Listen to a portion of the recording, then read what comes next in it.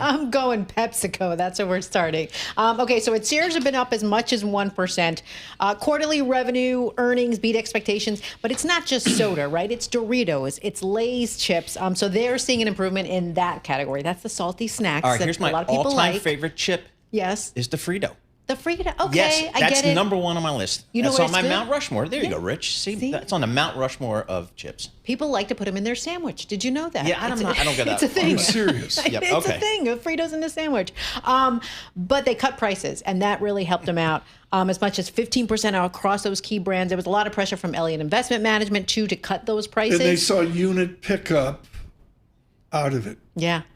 So they're starting to see I can't say, improvement. folks, I mean, Mateo's killing it. Alexis wouldn't have done that. You know what else they the have? price theory of revenue dynamics is underplayed. Continue. Yeah, they also have Gatorade. Did you know Pepsi also has that too? So they're working to remove those artificial colors. Yes, they're Do they let making Gatorade lower into sugar. the Mateo house? They do, but the low sugar version. Okay. You're just killing me. Next. Okay, I gotta go with Netflix. I mean, the shares have been little, changed before they open. Their report comes out after the close, but it's the first time they're getting this report since it walked away from China to acquire Warner Brothers Discovery. This is interesting. Data from Bloomberg. It says Wall Street expects Netflix to report a 15% increase in revenue, a 14% jump in adjusted earnings per share. You guys had Geetha Ranganathan. She was on earlier. Yep. She was saying those live events also key. They're looking out for their advertising business. So if you go to Bloomberg Intelligence, they're saying that advertising, Netflix, their fastest growing, they predict it to rise to $10 billion by 2030. We're going to go to surveillance intelligence. How upset are you about the price increase at Netflix, Lisa I was Mateo? getting there. Okay. It's now $20.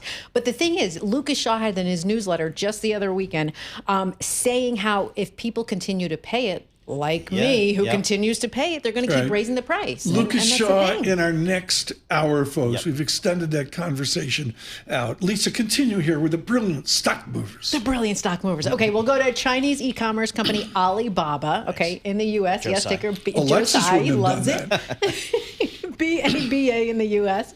Up about 3%.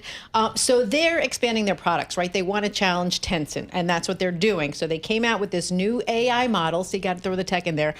It can be used to develop games, generate videos, simulate the real world. It's called Happy Oyster. Okay, that's the name of it. It's going to be used. You could produce films, video content, games, all of that.